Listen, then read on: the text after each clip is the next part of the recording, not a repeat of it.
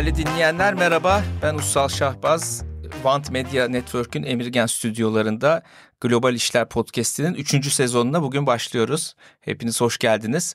Bugün 3. sezona başlarken çok özel bir konuğum var. Biliyorsunuz ben bu podcast'i genelde eş dostla çekiyorum. Yine öyle devam edeceğiz. Bugün de çok yakın bir arkadaşımı misafir ediyorum. Gözde Küçük. Çok teşekkür ederim. Bugün podcast'imize katıldın. Enteresan konular konuşacağız. Biraz seni tanıtarak başlayayım.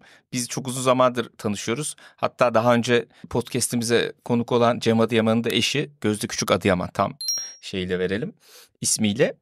İlginç bir geçmişi var Gözde'nin. Birazdan oraya da gireceğiz ama ben biraz bugünden başlamak istiyorum sohbete. En son 2. sezonumuzu kapatırken Danone'nin CEO'suyla sohbet etmiştik ve gıda sektöründe ne inovasyon oluyor falan, böyle bir şey olabilir mi diye konuşmuştuk. Ama tabii onun verdiği perspektif biraz daha böyle bir küresel marka perspektifiydi. Küresel markada olunca da tabii Türkiye'de iş yapmak biraz zor oluyor. O meseleleri de konuşmuştuk. Gözde'nin şu anda yönetiminde olduğu kendi aile şirketleri Elit Çikolata 100 yıllık bir marka. 100 yıllık bir Türk markası İstanbul'da ve 100 yıldır çikolata yapıyorlar. Bence çok ilginç bir şey. Bir kere Türkiye'de 100 yıldır herhangi bir iş yapan bir müessese bulmak çok zor yani. Çikolata olsun, başka bir şey olsun. Bizim müesseselerimiz uzun süre hayatta kalamıyor. Uzun süre hayatta kalabilmek için de herhalde kendini yeniliyor olması lazım diye düşünüyorum. Gözde'ye şimdi bunu soracağım. Bu çikolata işinde böyle bir yenilik falan var mı? Ne yapıyorsunuz? Ussalcığım, öncelikle çok teşekkür ediyorum beni misafir ettiğin için. Çikolata işinde yenilik tabii var. 100 seneleri görmek için her neslin kendini tabii biraz yenilemesi lazım. Aslında hep aile şirketleriyle ilgili konuştuğum zaman da bundan bahsediyorum. Her neslin aslında işe biraz startup gibi bakması gerekiyor. Kaç nesil oldu sizinki? Şu an 5. 5 ve herkesin biraz kendi döneminin, kendi çağının ihtiyaçları ve fırsatlarını değerlendirerek geleceğe en iyi şekilde hazırlaması lazım. Neticede çünkü biz de kendimizi emanetçi olarak görüyoruz. Doğru. Ve çok ciddi bir lezzet mirası var. Doğru. Aynı zamanda bir kültür mirası. Doğru. Bunu gelecek nesillere nasıl üstüne değer katarak taşıyabiliriz? Bu misyonla hareket ediyoruz. Peki ben şunu merak ediyorum. Şimdi yani yemek işinde tabii işte böyle Michelin yıldızlı restoranlar var. Yeni yemekler yapıyorlar falan ama yani ben hep şunu işte bir pide yersin değil mi? Pidenin tadı her yerde aynıdır. Bir kebap yersin, işte Urfa kebap, Adana kebap yersin. Ne yiyeceğini bilirsin ve öyle sipariş verirsin veya dışarıdan alıyorsan da yiyeceğin şey işte süpermarketten lezzeti bilerek alırsın. Dolayısıyla böyle yenilik yapmak biraz zor bu işlerde. Yani müşterinin bir beklentisi oluyor ve alıştığı şeyler oluyor. Oradan onu belli bir yere götürmek zor. Yani bu işin yeniliği nerede yapılıyor? Lezzette mi yapılıyor, pakette mi yapılıyor? Ne bileyim ben, dağıtımında mı yapılıyor? Nerede yapılıyor? Her şeyde yapılıyor. Hem de aynı zamanda hem yenilik yapıyorsun hem de nesillerdir devam eden bazı şeyleri de koruyorsun. Evet. O da çok kıymetli. Çünkü elit çikolata dediğimiz zaman insanlar için mesela bu sert şekerleri bilirsin, bonbonları. O cam kavanozlarda olan sargılı ya da sargısız. Şimdi bunlar pek çok kişi için işte eskiden bir anneanne babaanne evine gidildiği zaman çanakta olurdu. Verilen hemen şeyler, misafirlere ikram edilirdi. Şimdi Türkiye'de hala bayram demek. Bir yerde bu şekerler demek. Biz eskiden tofi gibi yumuşak şeker de yapıyorduk. Şimdi sadece sert şeker yapıyoruz ama sert şeker yapmaya devam ediyoruz. Çünkü çok ciddi bir lezzet mirası. Evet. Aynı şekilde bazı çikolatalar, şemsiye çikolata dediğimiz veya Beyoğlu çikolatası, o İstiklal'deki biliyorsun meşhur. Beyoğlu çikolatasından örnek verirsek, Beyoğlu çikolatası çok minimalist bir şekilde alüminyuma sarılı. Hiçbir üstünde işte cafcaflı marka olmayan çikolata. Nesillerdir. Ambalajı bile sadece içini açıp, o alüminyumu açıp çikolatayı gördüğün zaman çikolatanın kalıbında elit yazar. Anladım. Yani dışında bir şey yok. Yok ve biz ona dokunmuyoruz. Çünkü o, yani orası mesela bir neredeyse anı köşesi aynı zamanda. İnsanlar geliyor, yıllar önce İstanbul'dan göç etmişler ama çocuklukları Beyoğlu çikolatası, geliyorlar anlatıyorlar, işte ben öğrenciydim, cebimde para olduğu zaman gelirdim, mutlaka bu çikolatayı alırdım. Şimdi sen onun ambalajını değiştirsen veya tadını değiştirsen olmaz. Peki bu yani böyle babadan çocuğa geçen bir müşteriler anlamında söylüyorum. Bir lezzet mirası mı oluyor? Yani çocuklar da onu istiyor mu babalarından, dedelerinden, anneannelerinden görüp ya bu işte bizim eskiden bayramlarda yediğimiz çikolata keşke gene olsa diye, yoksa onu unutuyor mu? Çünkü biraz enteresan psikoloji. İşte bu insanlar nerede o eski bayramlar dediği zaman ben hep burada diyorum. Ama yenilikler de oluyor. O da nasıl oluyor? İşte zamanında nasıl?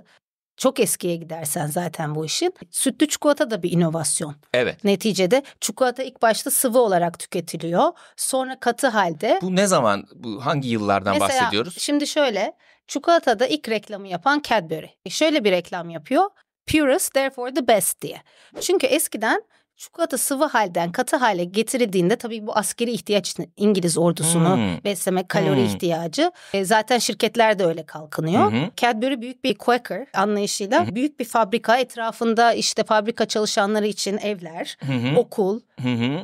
Klasik aynen, şirket bir şehir kuruyor. Evet. Ve şimdi bu çikolatayı katı hale getirirken bir sürü o dönem işte uzun dayansın, o bu insan sağlığı, işte endüstriyel devrim, kimyasallar var içinde. Evet. Cadbury onları çıkarıyor. Ama ona rağmen katı. Katı. Şimdi bunu keşfettiği için işte o zaman Van Houten meşhur Hollanda, işte Prestige onları yapıyor ve bu yatırımları yapıp purist bir şekilde. Eskiden çikolata sıvı mıymış? Sıvı. İlk bu zaten Mayalardan, Azteklerden gelen şey. Sıvı. Ve nasıl kahve işte evleri var, kahvehaneler var eskiden. Bunun pek çok yerinde çikolata evleri varmış. Özel bunların işte kendi sunum için kullanılan. Çikolata da Amerika'dan mı gelmiş? Sıvı olarak akşamları insanlar mesela. Şeyden önce bilinmiyor muymuş? Ne bileyim, Fatih Sultan Mehmet çikolata yememiş mi? Amerika keşfedilmeden önce. Güzel bir şey. Bu tabii Amerika'dan, Amerika'nın keşfiyle beraber ortaya çıkıyor ve tanrıların içeceği olarak. Ve sıvı. Gıda, evet. Ya aslında ilaç, şifa, yani biliyorsun eskiden otellerde bile yavaş yavaş bu kültür çok kalmadı artık ama bizim çocukluğumuzda otellerde yastığının üstüne 2 şey bırakılırdı akşamları. Biri çikolata olurdu. Çünkü gece rahatlatıyor. Hala var mesela bazı bu otellerde. sorunu ne kadar yaygın değil mi çağımızda? Yani bir tane çikolata aslında belki onu çözmüyor ama doğru bir adım. Doğru. Aynı şekilde bir de bu, hatırlarsın, telefonlar öncesi ertesi günün hava durumu yazardı. Doğru. Otellerde. Doğru. Yani o hava durumu, o ihtiyaç kalktı ama çikolata hala konulabilir. Sadece şu an mini barlarda var. Evet. Mini barlarda orada da işte dolaba koyuyorlar. Onu sen lazım. sevmiyorsun, biliyorum. Tabii. Çünkü çikolatanın sıcaklığı işte oda sıcaklığında. Oda sıcaklığında olacak. Tabii. Orada hemen şimdi konuyu biraz şey yapıyorum ama yani oda sıcaklığı olacak da şimdi mesela dışarısı 30 derece. Yine mi oda sıcaklığında olacak? Yani aslında bunun ideali 18-22. Arası. Yani İngiltere'deki oda. Ya da işte odanın serin bir yere olarak buzdolabına konması. Ne yapacağız yazın çikolataları? Öyle erimiş şekilde mi yiyeceğiz? Dolaba koymak mesela şöyle bir şey. Biz ilk online'a başlarken işte inovasyonlar nasıl oluyor? Online, artık bu dünyada her şey online'a gidince ben dedim ki bizim online çikolata. Ama ilk başta bu tabii çikolata nasıl online gidecek? Yani hani nasıl dağıtacaksın? Evde bile bak soruyorsun nasıl bunu şey yapacağız diye. Türkiye'nin dört bir yanına bu nasıl gidecek? O zaman ne yaptık? Araştırdık. İşte şimdi mevsiminde hem soğuk jel koyuyoruz birkaç tane, hem de alüminyuma sarıyoruz özel. Yani soğuk zincir olmadan bir paketle onu 18-20 arasında kalmasını. Ve mücevher gibi, yani aslında mesela paketi bize o kadar çok teşekkür yazılıyor ki bu konuda. Yani hiç bu kadar güzel bir paket açmadım ve yani çikolatadan daha çok burada pakete yani şey var aslında, ciddi bir emek ve masraf ve çünkü hakkıyla yani onu fabrikadan o el deneyimini hakkıyla yaşayabilmeleri için. Doğru düzgün eve götürebilmen lazım. Elimizde, ama tabii ki elinde olmayan işte başka uzuyor kargolar falan, ama çoğu zaman paketin içinde kalıyor. Çoğu zaman istediğimiz şekilde ulaşıyor. Peki şeye geri dönelim. Cadbury bunu saf yapıyor. Katı yapıyor. Evet. Ama bunun içinde süt falan yok. Kakao. Değil mi? Kakao. Bu şimdi İsviçre falan haritada yok o zaman. İngiltere var. Sonra bu zaten Cadbury'nin yaptığını Hershey's Philadelphia'da aynen zaten. Amerika'da. O da Pennsylvania'daki Quaker kültüründen geliyor. Aynı şekilde bir Hershey's şehri yaratıyor. Öbürü kuzeyde işte Mars. Hala bildiğimiz markalar bunlar. Tabii ve icat ihtiyaçtan doğuyor. Mesela ne yapıyorlar? İşte diyor ki bazı dönemler çikolata çok masraflı oluyor. O zaman diyor karamel içine bol bol dökelim, işte. Ucuz. Twix olsun. İçine başka şey, çikolatayı az koy, işte M&M olsun falan. Anladım. Öyle şeyler oluyor. Bunlar da icat. Şeyler bundan çıkıyor yani, ucuzlatmak için. Tabii. Ve rekabet edebilmesi için. Çünkü nasıl Cadbury ya da Hershey's'le rekabet edecek? Tabii. Biraz da herhalde kitlelere inmeye çalışıyorlar. Evet. Sonra İsviçre'de de Almanya'dan göç eden, Almanya'da Heinrich Nestle ismiyle. Bu da Nestle mi oluyor? Bir beyefendi İsviçre'ye göç edip ismini Henri Nestle yapıyor. Fakat kendisi bir bilim adamı. Süt tozuyla deneyler yapıyor. Komşusu da çikolata üretiyor ve yıllarca Bunlar bir araya geliyor. Yıllarca, ama nasıl geliyor? Tesadüfi karşılaşmalı, inovasyonun en önemli yollarından biri. Aynen öyle ve adam yıllarca sütlü çikolata yapmaya çalışıyor, yapamıyor. Çünkü gerçek süt, yani bildiğimiz sütü alıp böyle İsviçre'de. Ama süt tozuyla yapmayı düşünmemiş. Öyle bir şey yok. Fakat çocuğu oluyor. ve çocuk anne sütünü kabul etmiyor. O dönem ciddi bir sorun, hayati bir sorun. Ve komşusu Nestle'ye de bu haber gidince bak diyor ben diyor süt tozuyla deneyler yapıyorum. Süt tozu verelim çocuğa bir deneyelim. Ve çocuk böyle hayatta kalıyor. Sonra da çikolata yapıyorlar bunda. Sonra diyorlar ki o zaman biz niye bunu hani evet bu şekilde ve o dönem işte şey oluyor ya World Trade Fair'ler oluyor işte Chicago'da çok falan. Çok meşhur Londra'da, Paris'te. Bu sanıyorum Graham Bell'in telefonu bulduğu yıl. Sütlü çikolata da inovasyon olarak katılıyor ve bildiğim kadarıyla birinci oluyor. Vay be. Çünkü telefonu tamam kimse şey yapamıyor. Peki büyük bir ihtimalle ucuzlatıyor da diye tahmin ediyorum. Tabii ve yani biraz fiyatı düşüren bir inovasyon. İsviçre'yi de yani inanılmaz bir şekilde haritaya koyuyor. Doğru. Bugün İsviçre çikolatası diye bir... Nerededir? Dünyada en iyi çikolata nerededir? Türkiye. Çünkü yani şunu demek istiyorum gerçekten. Herkesin çikolatası kendine mi ya da? Hayır. Yani çikolatada böyle bir her Belçika damak çikolatası, tadı var mı? Her Belçika çikolatası iyi değildir. Türkiye'den çıkan nasıl her baklava aynı değilse ama marka tabii mesela Belçika denildiği zaman işte adım başı bir ne bileyim Brüj'e gittiğin zaman adım başı çikolata dükkanı var. Ama bunların hepsi iyi tabii ki. Tabii. Aslında biz zoru başarıyoruz. Şöyle ki bu markalarla aynı raflarda yer alıyoruz ve Türkiye'den çikolata mı diyorlar? 100 senedir mi? Yani pek çok aslında ön yargıyı sen aşarak tattığı zaman zaten yani o noktaya gelebilirsen zaten kendi adına ürün konuşuyor. Peki birazcık o noktaya gelelim. Siz şimdi bildiğim kadarıyla uzun zamandır ihracat da yapıyorsunuz. Evet. Yani nerelere yapıyorsunuz? Dünyada bu çikolatayı ilgi gösteren çünkü Türk çikolatası diye bir şey satmak zor. İsviçre çikolatası diye her yerde satarsın. Belçika diye satarsın. Kim alıyor bunu? Bir de nasıl yapıyorsunuz? Çok merak ediyorum. Fuarlara falan gidiyorsunuz çünkü. Hep merak etmişim. Bu fuarda nasıl Çok güzel bir soru. Bu arada bu inovasyon konusuyla ilgili bir de şunu söylemek istiyorum. Kendi ihtiyacından da mesela işte ben kendi işte hamilelik sürecim veya eş dost işte ameliyatlar oluyor. Şekersiz tüketimin önemini. Yeni ben çikolata yemek istiyorum ama şeker tüketmemem gerekiyor.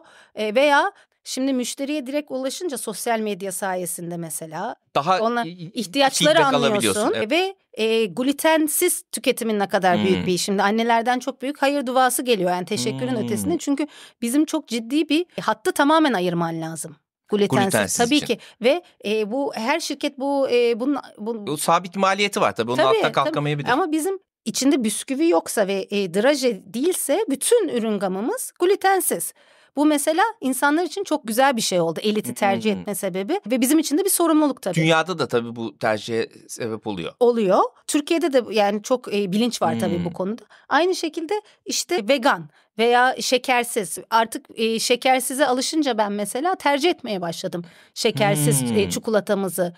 Çok beğeniyorum. Yani yiyenler de çok memnun. Biz biliyorsun pastacılık şeflerin kullandığı çikolatada da yani bizim bir de tabii B2B tarafı. Evet o taraf var.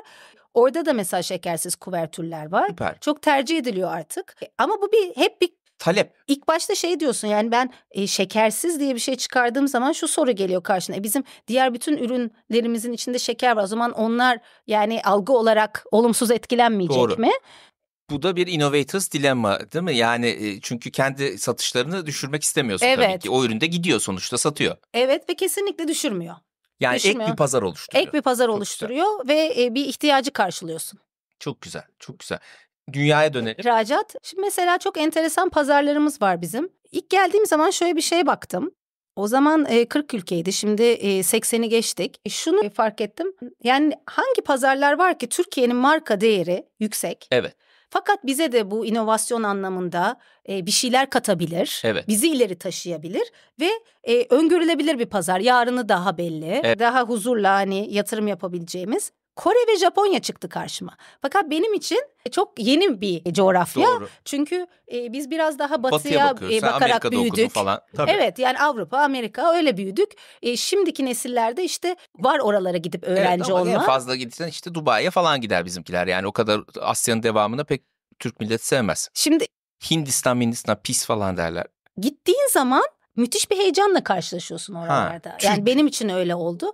Yani bir kere kendi adıma çok heyecanlı oldu. Çünkü bilmediğim bir yere gidiyorum ve müthiş etkileniyorum. Sadece olumlu karşılanmaktan dolayı değil. Japonya'da yani mesela neler var? Çocukların alt değiştirme istasyonunun erkek tuvaletlerinde de olmasından tut gibi çok veya enteresan. Evet, veya başka mesela annelerinkinde de çocuklar için sadece alt değiştirme değil, mesela çocuk küçük, sen çocuğu nereye koyacaksın? Ama çocuğu yerleştirmek için bir yer yapmışlar mesela, bebeği gönül rahatlığıyla. Japonlarda tabii bu craft, değil mi? Yani heriflerin çok ilginç bir tasarım ve el işi kültürü var. Var ve ihtiyacı çok iyi tespit ediyorlar ve buna sanat, zanaat katarak karşılık veriyorlar. Kore'de ise bambaşka bir şey var. Japonya'da biraz daha yaşlanan bir nüfus. Doğru. Kore'de daha o kadar değil ama hızlı yaşlanacak gibi görünüyor. Kore'de de ama şöyle bir genç enerji var. Son 20-30 senedir yaptıklarından müthiş bir özgüven. Tabii çok hızlı ilerledi. Geleceğe umutla ve güvenle bakış var. O insanı sarıyor. O mesela 80'lerde işte 80'ler Türkiye ile aynı durumda olan bir ülke burası. Şimdi zengin bir Geçenlerde bir kitap okudum mesela Kore ile ilgili. Samsung'a Samsak, yani it sucks anlamında yani. Olumsuz, ama mikrodalgaysa yaklaşma işte patlayabilir. Oradan bak nereye geldi. İşte kalite standartı haline geldi. Bu pazarlarda mesela çikolatadan konuşalım. Kalite isteği var mı? Bir kere Japonya'da zaten başka türlüsü olmaz. Evet, yani o seni kabul etmesi için zaten. Bir de çok tedbirli yaklaşıyorlar. Yani işte ismimizi tabii tescillemek orada çok önemli bir yol açması için. Çünkü onlar için İşte, aynı isimde gidiyorsunuz. Aynı isimde. Neyse, isim de ama uluslararası bir isim yani. Telaffuzu yani bazen hatayla sonuna eklenebiliyor ama gene de telaffuzu, hatta Elite'in ilk başında da bu arada o var 30'lu yılların ortasına kadar. Sonra Fakat gitmiş. Sonra o dönem işte Türkçe konuşturmaya teşvik ve yanlış telaffuzdan dolayı mesela 30'lu yıllarda işte o dönemin inovasyon şeyleri, Galatasaray Lisesi'ndeki şeyler var, fuarlar var. O fuarlardan işte bizim arşivlerde görüntüler var. Ürünlerin yarısının sonunda var, yarısında yok. O zaman yavaş yavaş düşürmüştür. Mesela W falan kullanılmıyor Türkçe'de. Whole waffle yazıyor ama whole H-O-L. Ne güzel. Öyle eskiden tabii öyle. Şimdi her şey İngilizce yazıyorlar tabii. Evet. Neyse, Japonya'ya dönelim, Kore'ye dönelim.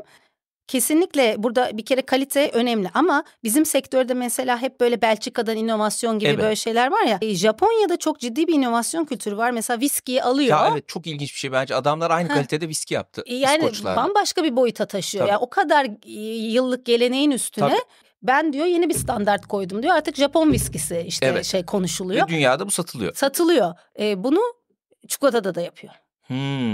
Bunu neye eline atsa Peki siz yapıyor. Orada Japonlarla rekabet edebiliyor musunuz? Edebiliyoruz çünkü bazı şeyleri keşfediyoruz. Mesela bir kere bizim ürün iyi. Anladım. O zaten bir artı.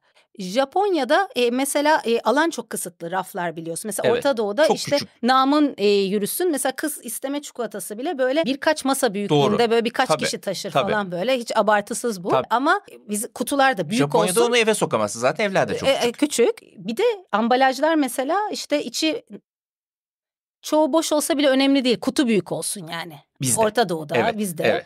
Onlarda ise kurallar var. %80'i mesela dolu olacak kutunun. Öyle oraya buraya yapıp şekil yapıp daha büyük gösterme kutuyu.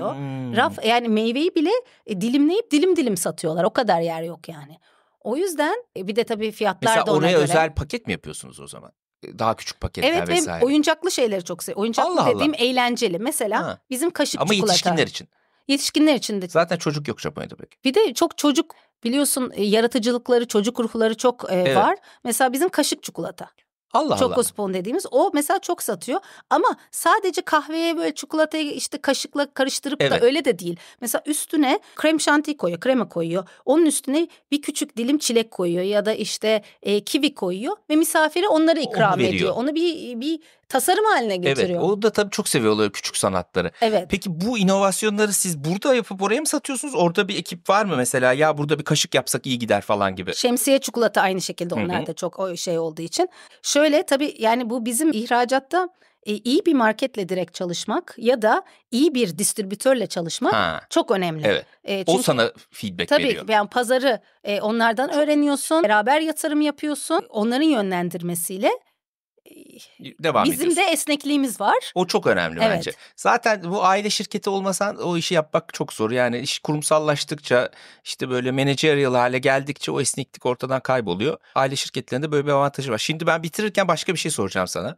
Senin tabii bir de başka bir yönün var. Bitiriyor muyuz? Yeni evet, başlamıştık. bitiriyoruz. Çok evet, geçti, hızlı geçti ama ilginç konular konuştuk. Evet. Senin tabii bambaşka bir yönün var. Çok eskiden aslında çalışan oldu. Şimdi yönetim kurulu üyesi oldu. Evet. Benim de üyesi olduğum evet. Global İlişkiler Forumu. Türkiye'deki böyle Council of Foreign Affairs gibi. Değil mi? Yani bir uluslararası ilişkiler ve uluslararası iktisadi ilişkiler üzerine, diplomasi üzerine bir aynı zamanda da bir topluluk. Hem think tank hem de bir topluluk. Ve bunun, yani bu tabii senin için bir araç aslında. Çünkü sen yıllardır bu uluslararası ilişkiler dünyasında birçok yerde çalıştın. İşte gidiyorsun, geliyorsun. Evet. Yani bu politik dünya ve uluslararası ilişkiler dünyasıyla olan kendi entelektüel temasın bu işe sence ne kattı? Bir şey katıyor mu? Bunlar tamamen ayrı kulvarlar mı?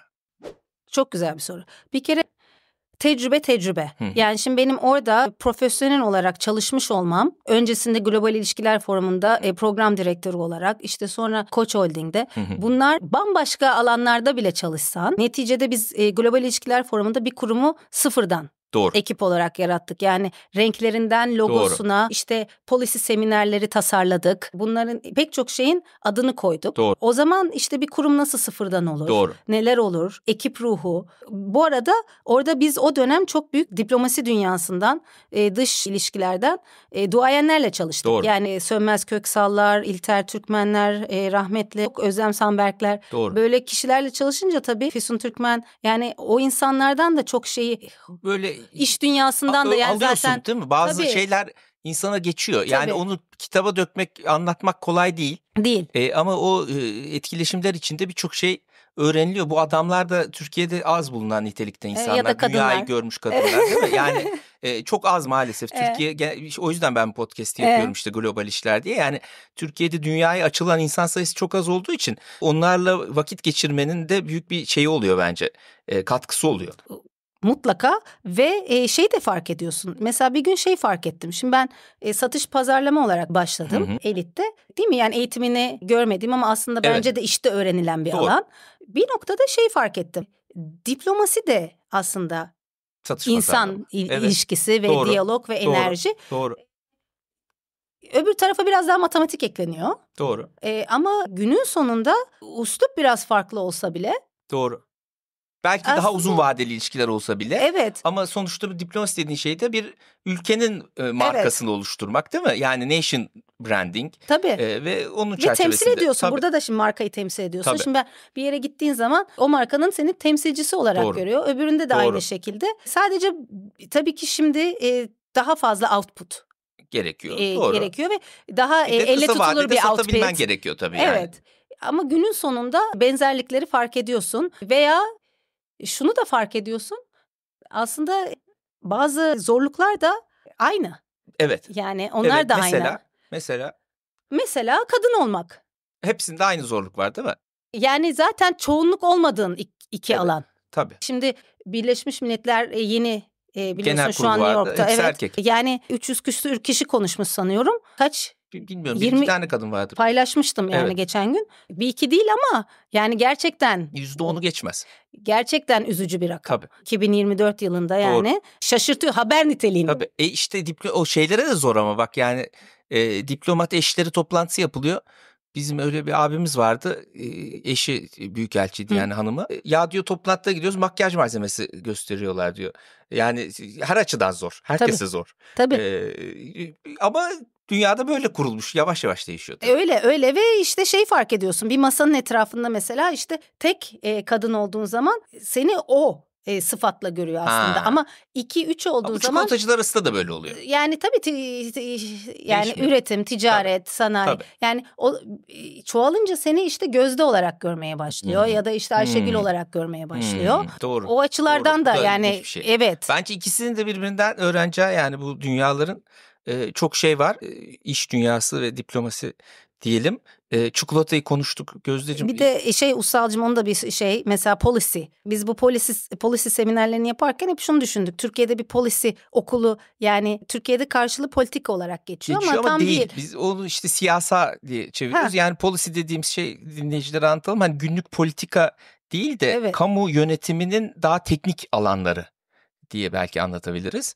20-30 senelik perspektifte bir konuya bakabilmek ve farklı alanlardan kişileri bir araya getirmek. Aslında sen sanatçı da olabilirsin, mühendis de olabilirsin, doktor da olabilirsin ama bazı şeyleri aslında hep beraber 20-30 senelik perspektifte düşünmek lazım. İşte bu yapılıyor işte. Veya sanatla teknoloji şimdi ne kadar değil mi bir arada yani kesişiyor. Bunu amaç aslında kendi işin için de bu çok önemli. 20-30 senelik perspektif olarak bakmak. Ve orada da bunu yapıyorsunuz eminim ki. Yani sizde o işte kreativite, sanat, belli ki işte global ilişkiler ve tabii ki işin bir de üretimi, satışı var. Hepsi beraber. Bu şekilde de benzer yönleri oluyor. Doğru. Çok teşekkür ediyorum Gözde. Ben teşekkür ederim. Bence ilginç şeyler öğrendi dinleyicilerimiz. Umarım keyif almışlardır. Değerli dinleyiciler, bu konuları beğeniyorsanız podcast'ın 3. sezonu başladı, artık beraberiz. Ama bültenime de abone olabilirsiniz. globalisler.com globalisler.com. Bu da her cuma geliyor posta kutunuza. İçinde güzel içerikler oluyor. Takip etmenizi öneririm. Ben takip ediyorum. Çok teşekkürler.